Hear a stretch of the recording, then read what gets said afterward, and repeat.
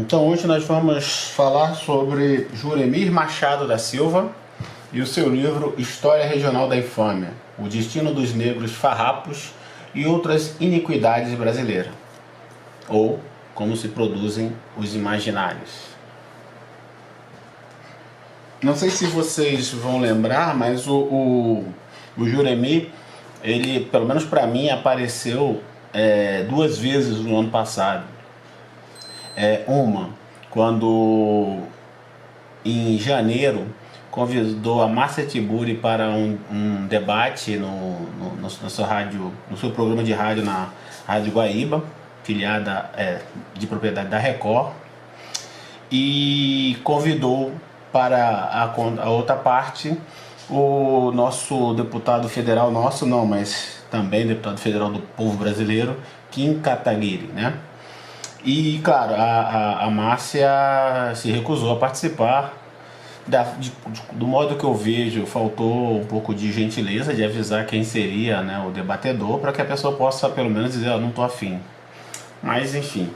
E aí no final do ano, o Juremir estava na Rádio Guaíba, num programa de um outro apresentador, e tinha a ligação do então presidente da República eleito, que se recusava a responder perguntas de qualquer outro jornalista, né? Ele ligou para dar entrevista ao âncora do programa de rádio e disse que não. O Juremir achou que estava sendo censurado no seu direito de fazer perguntas ao presidente eleito, e eu acho que é coerente, né? Se você está ligando para uma rádio, mas enfim.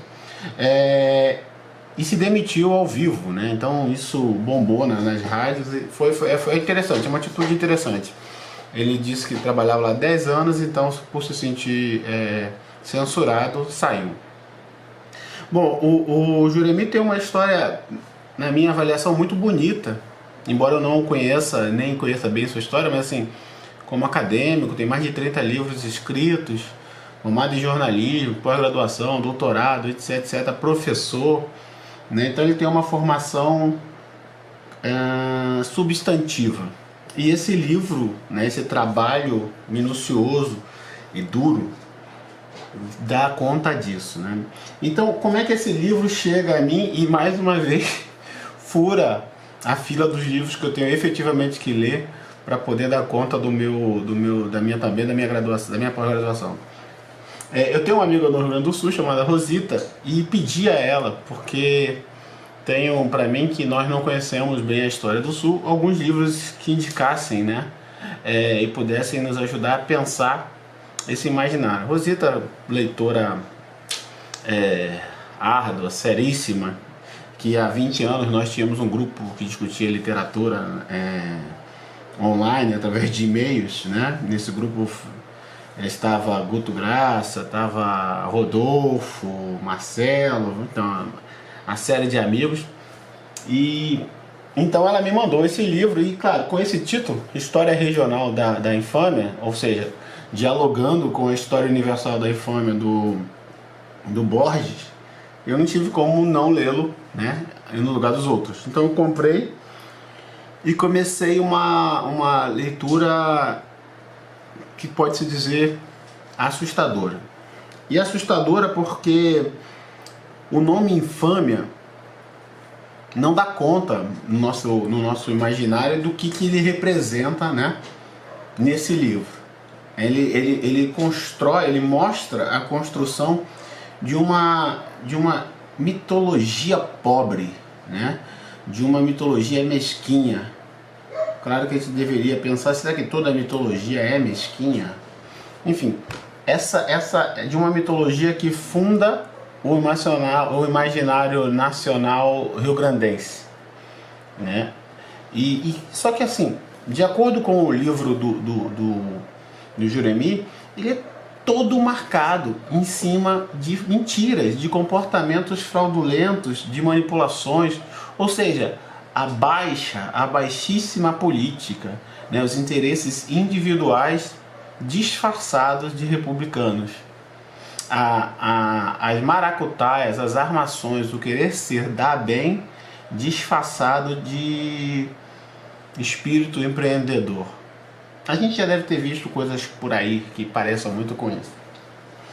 Então, o livro vai falar da infâmia, e ele vai começar fazendo 2 pontos muito importantes para um historiador na atualidade.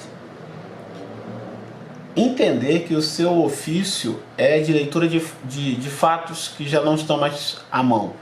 São, então, leituras de fatos. Ou seja, a capacidade de dizer que é a verdade vai ter uma flexibilidade, né? Óbvio que não se está aqui juntando no mesmo balaio de gatos a ideia de que tudo é ficção, né?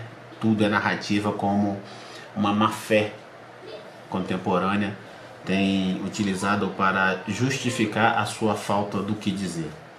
Então, a infâmia aqui, ela é de uma crueldade, porque, e eu vou citar isso porque essa parte ela é fundamental.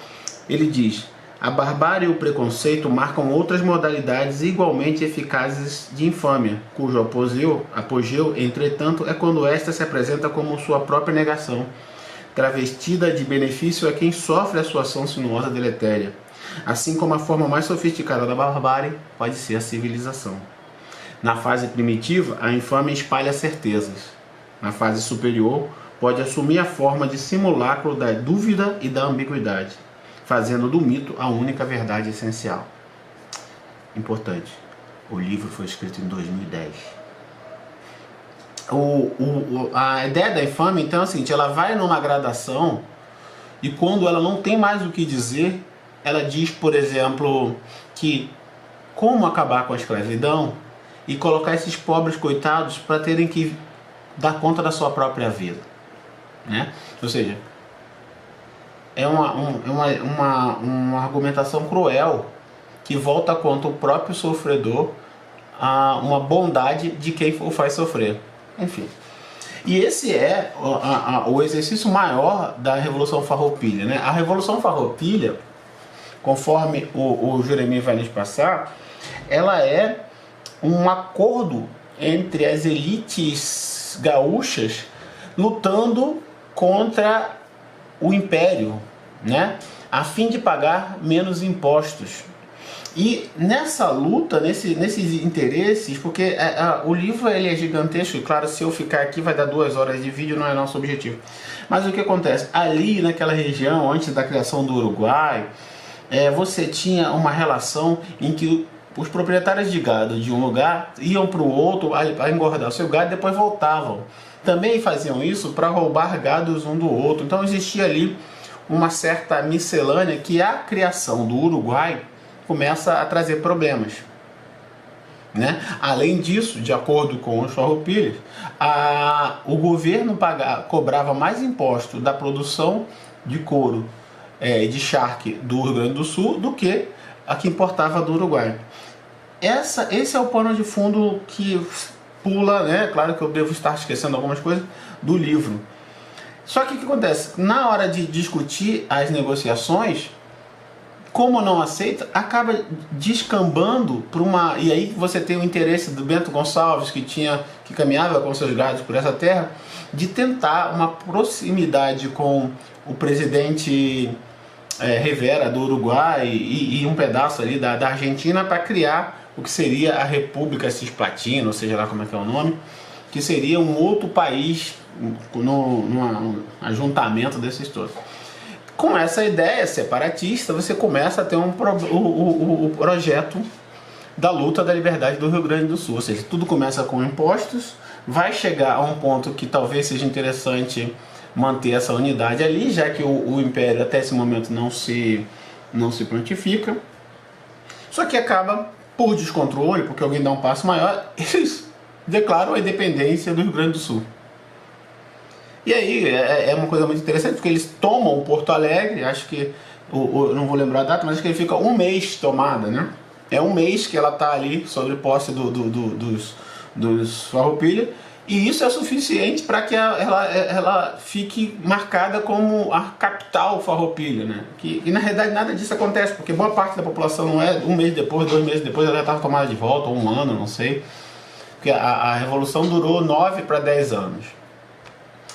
Enfim, mas durou muito pouco, mas mesmo assim ela é a capital da Semana Farroupilha, né? E através disso, o que acontece? Eles conseguem fazer que o movimento separatista transforme a forma de contar essa história, que chega hoje para a garotada e para a gente, né? É que o movimento separatista na realidade era um movimento patriota, nacionalista. Pior, era um movimento abolicionista. E aí nós temos um problema seríssimo, porque é o centro do livro do Juremi, que é falar da questão dos escravos, né? O que os farroupilhas fizeram? Eles tomavam os escravos de quem era leal ao império, ou seja, ali houve um golpe de Estado. O Juremi, inclusive, aproxima os farroupilhas das Farc, né? Porque eles vão contra a lei. Eles tomam os escravos de quem era leal ao império e prometem a eles que se eles lutassem do lado da nova república, eles seriam libertos. Legal, né? Muito legal. Só que tem um negócio interessante aí. Eles não fazem a mesma promessa, eles não armam os próprios escravos. Os dados que apresentam nessa época é que assim, tinha no Rio Grande do Sul, Porto Alegre, acho que é Rio Grande do Sul, 28 mil pessoas, eram 19 cidades, né? Algumas fazendas eram maiores do que as cidades. De 28 mil pessoas, e 8 mil delas eram escravas. Se esse contingente fosse utilizado na guerra, teríamos um sério problema aí. Mas não foi isso que acontece. O que acontece é que só utiliza na guerra os escravos que são de proprietários fiéis ao regime imperial.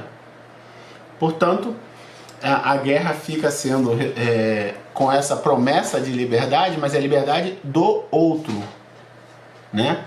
Há um número, se não me engano, não sei se é Alegrete ou se é Pelotas, que tinha mais ou menos 4.500 escravos na época.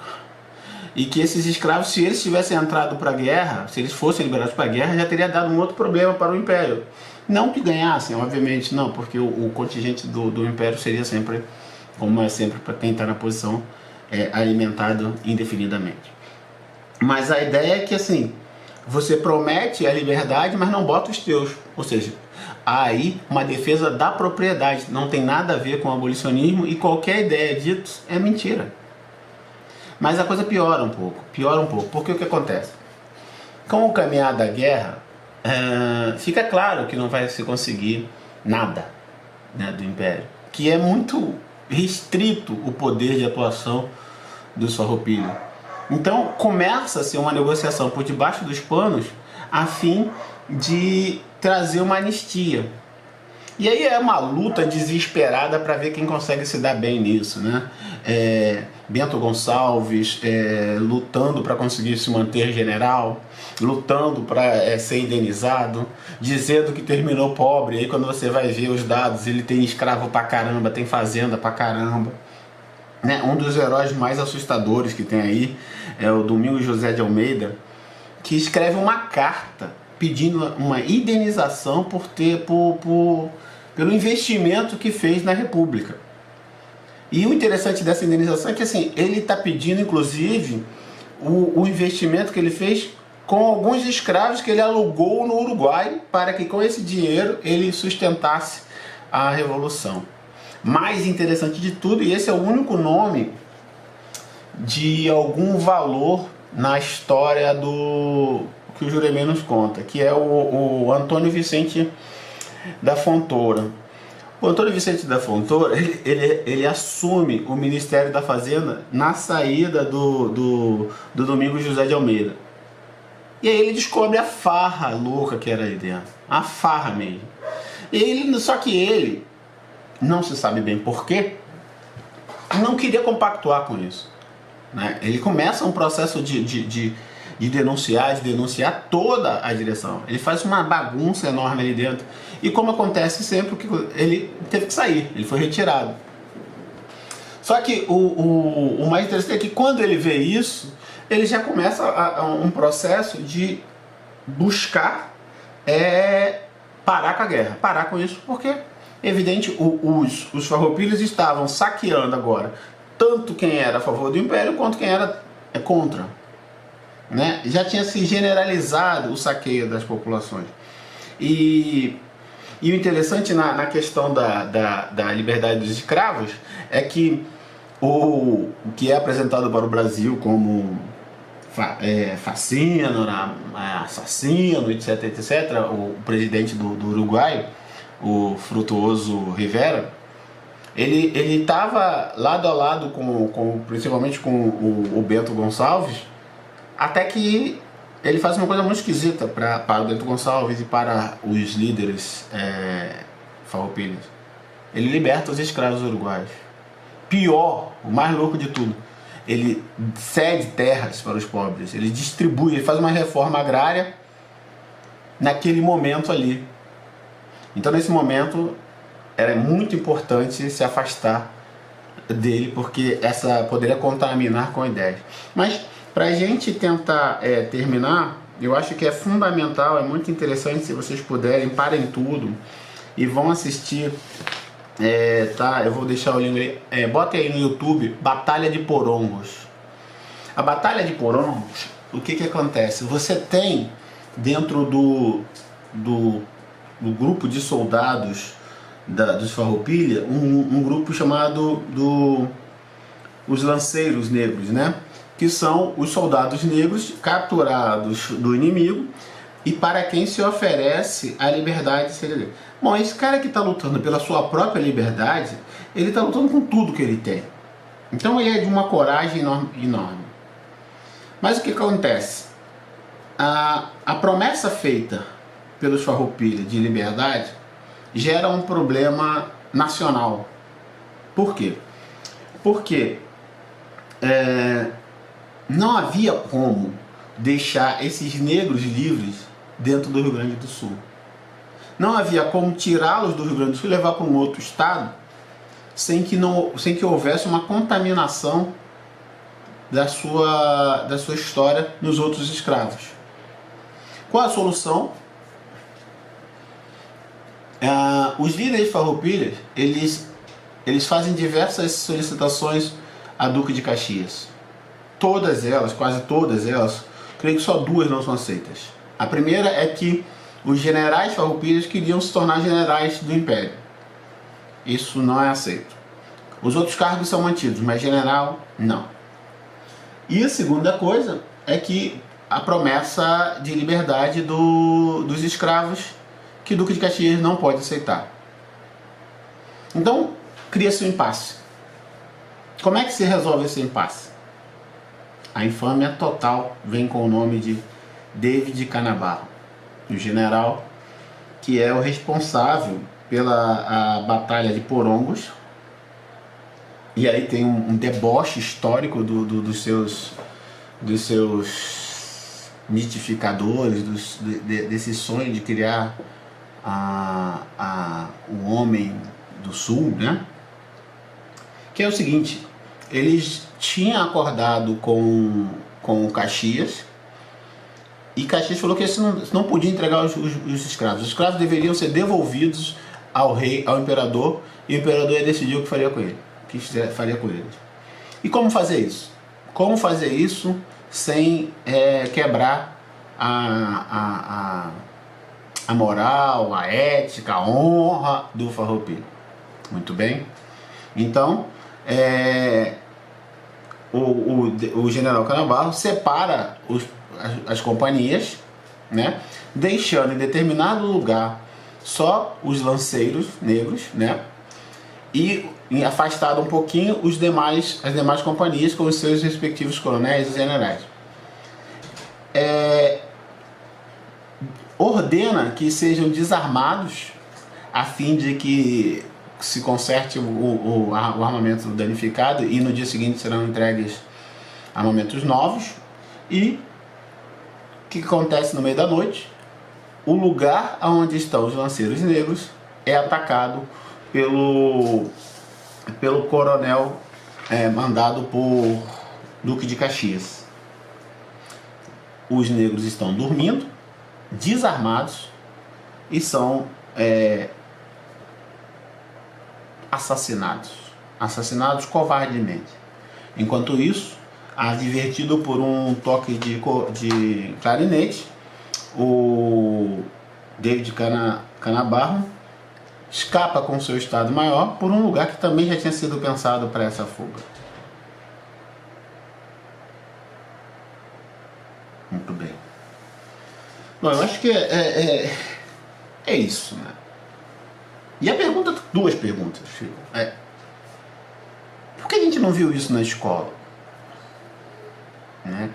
Por que a gente não sabe disso? E a segunda pergunta, sabendo disso, como a gente continua fazendo a Semana Farroupilha?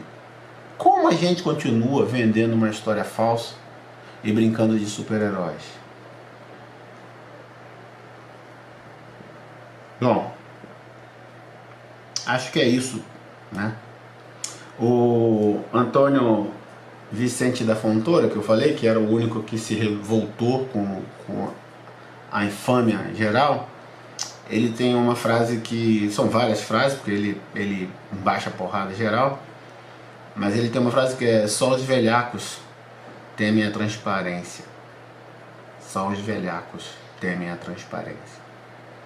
E tem mais uma coisa aqui para que ele não saia como um super-herói, porque é um livro de história baseado em seres humanos com pouca realidade.